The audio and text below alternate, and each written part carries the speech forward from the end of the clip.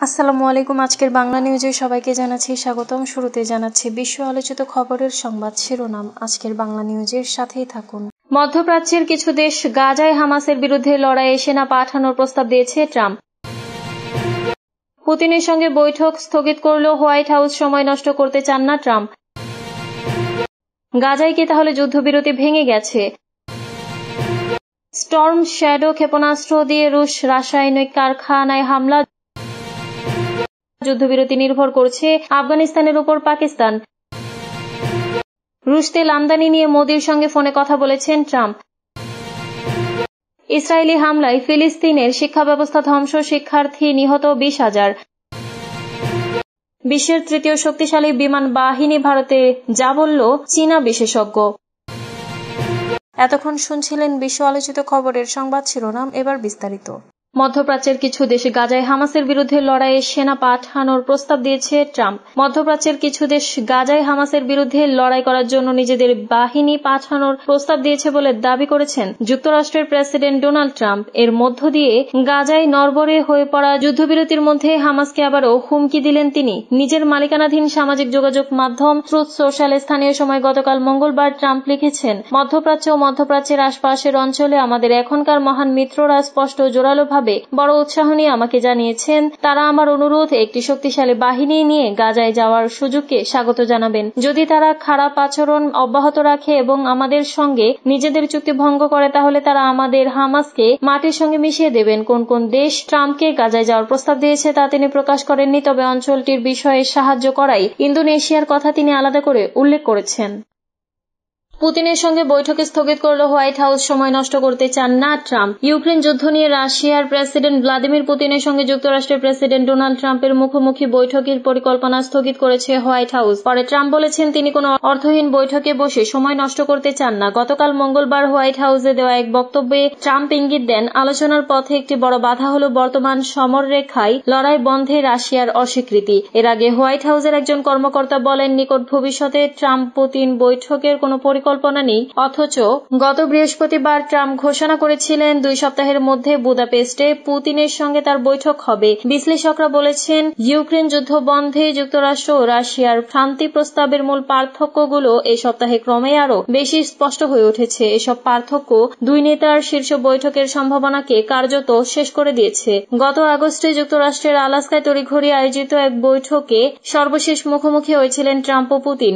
তবে ওই বৈঠকে কোনো সুনির্দিষ্ট ফলাফল আসেনি। ট্রাম্প ও পুতিন দ্বিতীয় বৈঠকের পরিকল্পনা স্থগিত হওয়ার সিদ্ধান্তকে অনেকে দেখেছেন আগের মতো অর্থহীন বৈঠক এড়ানোর কৌশল হিসেবে। একজন জ্যেষ্ঠ ইউরোপীয় কূটনীতিক বার্তা সংস্থা রয়টার্সকে বলেন, আমার মনে হয় রাশিয়া খুব বেশি কিছু চাইছিল আর যুক্তরাষ্ট্র বুঝে গেছে বুদাপেস্টে ট্রাম্প কোনো চুক্তি করতে পারবেন না।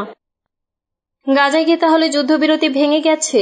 যুক্তরাষ্ট্রের মধ্যস্থতায় 10 অক্টোবর থেকে গাজা উপত্যকায় যুদ্ধবিরতি কার্যকর হয়। তবে যুদ্ধবিরতি চলার মধ্যেও গত কয়েকদিনে গাজায় ইসরায়েলের নির্বিচার হামলার প্রায় 100 ফিলিস্তিনি নিহত হয়েছেন, আহত হয়েছেন আরো 230 জন। যুদ্ধবিরতি লঙ্ঘনের অভিযোগ ও পাল্টা অভিযোগ নিয়ে উত্তেজনা চলার মধ্যে ইসরায়েলি সেনারা একাধিকবার নিরস্ত্র ফিলিস্তিনিকে লক্ষ্য করে গুলি চালিয়েছেন এবং গাজায় বোমা বর্ষণ করেছেন। সর্বশেষ ঘটনাটি ঘটেছে গত রোববার। ইসরায়েল দাবি করেছে তাদের নিয়ন্ত্রণাধীন রাফা এলাকায় হামাস যোদ্ধারা তাদের সেনাদের উপর হামলা করেছেন, আর এই অভিযোগ তুলে তারা গাজায় হামলা চালিয়েছে। হামাস ও ইসরায়েলের মধ্যে যুদ্ধবিরতি লঙ্ঘনের পাল্টাপাল্টি অভিযোগের মধ্যে কিছু প্রশ্ন উঠেছে। তা হলো যুদ্ধবিরতি কি আসলে ভেঙেছে, এখনো কি যুদ্ধবিরতি চলছে, নাকি ফিলিস্তিনি জনগণ শেষ পর্যন্ত শান্তি ও সহায়তা পাচ্ছেন? এ ব্যাপারে এখন পর্যন্ত আমরা যা জানি, কেন বলা হচ্ছে যুদ্ধবিরতি লঙ্ঘন হয়েছে। ইসরায়েলি সেনাবাহিনী গত রোববার বলেছে হামাস চুক্তি লঙ্ঘন করেছে এবং রাফায় সংগঠনটির 2 যোদ্ধা 2 ইসরায়েলি সেনাকে হত্যা করেছেন।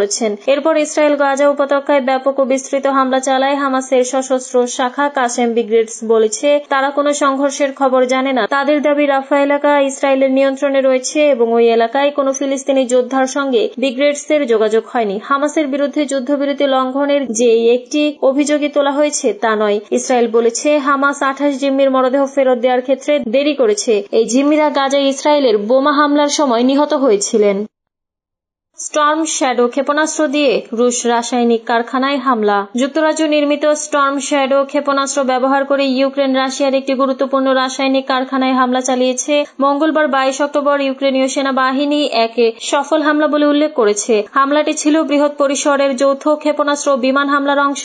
এখন পর্যন্ত রাশিয়া এই বিষয়ে আনুষ্ঠানিকভাবে কিছু জানায়নি। ইউক্রেনের সেনা সদর দপ্তর জানিয়েছে ক্ষেপণাস্ত্রটি রুশ বিমান প্রতিরক্ষা ব্যবস্থা ভেদ করে লক্ষ্য করে আঘাত হানে। রাশিয়া দীর্ঘদিন ধরে পশ্চিমা দেশগুলোকে সতর্ক করে আসছে যে ইউক্রেনকে যেন এমন অস্ত্র সরবরাহ না করা হয় যা দূরপাল্লার হামলায় ব্যবহৃত হতে পারে। তবে কিয়েভের দাবি, মস্কোর যুদ্ধ পরিচালনায় ব্যবহৃত স্থাপনাগুলোর উপর আঘাত হানা তাদের আত্মরক্ষার অংশ এবং এসব হামলা সাময়িকভাবে অত্যন্ত গুরুত্বপূর্ণ।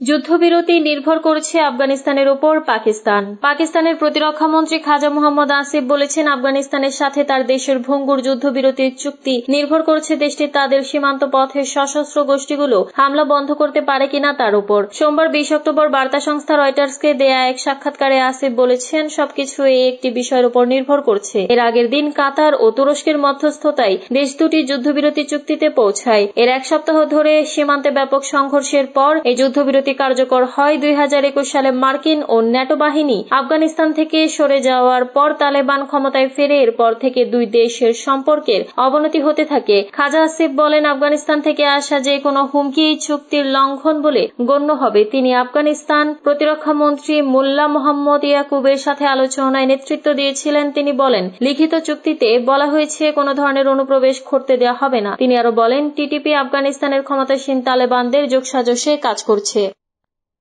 রুশ তেল আমদানি নিয়ে মোদির সঙ্গে ফোনে কথা বলেছেন ট্রাম্প। মার্কিন প্রেসিডেন্ট ডোনাল্ড ট্রাম্প জানিয়েছেন, তিনি সম্প্রতি ভারতের প্রধানমন্ত্রী নরেন্দ্র মোদির সঙ্গে টেলিফোনে কথা বলেছেন। তাদের আলোচনায় বাণিজ্য ও রাশিয়া থেকে তেল আমদানির বিষয়টি প্রধানভাবে উঠে আসে। এক প্রতিবেদনে এই তথ্য জানিয়েছে সংবাদ মাধ্যম টিআরটি ওয়ার্ল্ড। মঙ্গলবার হোয়াইট হাউসের ওভাল অফিসে সাংবাদিকদের ট্রাম্প বলেন, আমরা অনেক বিষয়ে আলোচনা করেছি, তবে আলোচনার কেন্দ্রবিন্দুতেই ছিল দ্বিপক্ষীয় বাণিজ্য। তিনি জানান, মোদিকে রাশিয়া থেকে তেল আমদানি সীমিত করতে অনুরোধ করেছিলেন এবং মোদি তাকে আশ্বস্ত করেছেন যে ভারত রুশ তেলের উপর নির্ভরতা কমাবে। ট্রাম্প বলেন, মোদি বলেছেন খুব বেশি তেল কিনবেন না রাশিয়া থেকে। তিনিও চান যুদ্ধ দ্রুত শেষ হোক, আমিও তাই চাই। উল্লেখ্য, ইউক্রেন যুদ্ধ শুরুর পর থেকে ভারত রাশিয়া থেকে ছাড়ে জ্বালানি কিনছে, যা পশ্চিমা দেশগুলোর উদ্বেগ বাড়িয়েছে। বর্তমানে রুশ তেলের প্রধান ক্রেতা দেশগুলোর মধ্যে ভারত অন্যতম। ট্রাম্প প্রশাসন সম্প্রতি রাশিয়ার উপর অর্থনৈতিক ও কূটনৈতিক চাপ বজায় রাখতে ভারতের প্রতি তীব্র অবস্থান নিয়েছে। রুশ তেল কেনা কমাতে না পারলে ভারতীয় রপ্তানি পণ্যের উপর শুল্ক বাড়ানোর হুমকি দিয়েছেন প্রেসিডেন্ট ট্রাম্প। দুদিন আগে ট্রাম্প হুঁশিয়ারি দিয়ে বলেন, যদি ভারত রুশ তেল কেনা বন্ধ না করে তাহলে তাদের পণ্যের উপর বিপুল পরিমাণ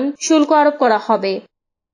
ইসরায়েলি হামলায় ফিলিস্তিনের শিক্ষা ব্যবস্থা ধ্বংস, শিক্ষার্থী নিহত 20,000। ইসরায়েলের হামলায় গাজা উপত্যকা ও পশ্চিম তীরে 20,000-এরও বেশি ফিলিস্তিনি শিক্ষার্থী নিহত হয়েছে। এছাড়াও 31,000-এরও বেশি শিক্ষার্থী আহত হয়েছে বলে জানিয়েছে ফিলিস্তিনের শিক্ষা মন্ত্রণালয়। মঙ্গলবার 21 অক্টোবর ফিলিস্তিনের শিক্ষা মন্ত্রণালয় প্রকাশিত সরকারি পরিসংখ্যানের বরাতে এক প্রতিবেদনে এই তথ্য জানিয়েছে বার্তা সংস্থা আনাদুলু। প্রতিবেদনে বলা হয়, 2023 সালের অক্টোবরে ইসরায়েলি আগ্রাসন শুরুর পর থেকে 1037 জন শিক্ষক ও শিক্ষা প্রশাসনিক কর্মী নিহত হয়েছে এবং প্রায় 5,000 জন আহত হয়েছেন। এ সময় 228 জনেরও বেশি শিক্ষক ও কর্মীকে গ্রেপ্তার করেছে ইসরায়েলি বাহিনী। সেনাবাহিনীর হামলায় গাজায় 19,910 জন এবং পশ্চিম তীরে আরও 148 জন শিক্ষার্থী প্রাণ হারিয়েছেন। একই সময়ে গাজায় 30,097 জন শিক্ষার্থী ও পশ্চিম তীরে 1,042 জন আহত হয়েছেন বলেও জানায় মন্ত্রণালয়। শিক্ষা মন্ত্রণালয়ের হিসাব অনুযায়ী গাজায় ইসরায়েলি হামলায় সম্পূর্ণভাবে ধ্বংস হয়েছে 179টি স্কুল ও 63টি বিশ্ববিদ্যালয় ভবন।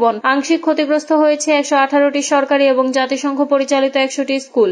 এছাড়া 30টি স্কুল পুরোপুরি শিক্ষা মন্ত্রণালয়ের নিবন্ধন তালিকা থেকে বাদ দিতে হয়েছে, কারণ সেই স্কুলগুলোর ভবন সহ সবই ধ্বংস হয়ে গেছে। পশ্চিম তীরেও পরিস্থিতি ভয়াবহ। হেব্রন ও তোবাসে 2টি স্কুল সম্পূর্ণ ধ্বংস হয়ে গেছে। আর বারবার ইসরায়েলি অভিযানে 8টি বিশ্ববিদ্যালয় ভবন আংশিক ক্ষতিগ্রস্ত হয়েছে বলে জানিয়েছে মন্ত্রণালয়। ফিলিস্তিনি স্বাস্থ্য মন্ত্রণালয়ের তথ্যমতে 2023 সালের অক্টোবর থেকে শুরু হওয়া ইসরায়েলি আগ্রাসনে এখন পর্যন্ত গাজায় নিহত হয়েছেন 68,200 জনেরও বেশি মানুষ। অন্যদিকে আহত হয়েছেন প্রায় 1,70,300 জন।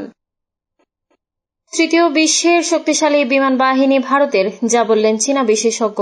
বৈশ্বিক সামরিক বিমান বাহিনীর সামগ্রিক শক্তির নিরিখে চীনকে পেছনে ফেলে বিশ্বের তৃতীয় এশিয়ার সবচেয়ে শক্তিশালী দেশ হিসেবে জায়গা করে নিয়েছে ভারত। এতে ক্ষুব্ধ হয়েছে চীনা মিডিয়া। সম্প্রতি প্রকাশিত World Directory of Modern Military এয়ারক্রাফটের 2025-এর প্রতিবেদনে তথ্য উঠে এসেছে। প্রতিবেদনে 103টি দেশ ও 129টি বিমান পরিষেবার মোট 48,082টি বিমান অন্তর্ভুক্ত করা হয়েছে। তালিকায় ভারতের থেকে এগিয়ে আছে শুধু যুক্তরাষ্ট্র ও রাশিয়া। আর দীর্ঘদিন ধরে তৃতীয় অবস্থানে থাকা চীন এক ধাপ নিচে নেমে চতুর্থ স্থানে অবস্থান করছে। তবে বিষয়টি নিয়ে সমালোচনা করেছে চীনা মিডিয়াগুলো। চীনের কমিউনিস্ট পার্টির মুখপাত্র গ্লোবাল টাইমস চীনা সামরিক বিশেষজ্ঞ ঝাং জুনশের উদ্ধৃতি দিয়ে বলেছে যে এই র্যাঙ্কিংকে গুরুত্ব সহকারে নেওয়া উচিত নয়। তার মতে, কোন সেনাবাহিনী আসল শক্তি তার প্রকৃত যুদ্ধ ক্ষমতা থেকে বোঝা যায়, কাগজে দেখানো র্যাঙ্কিং থেকে নয়।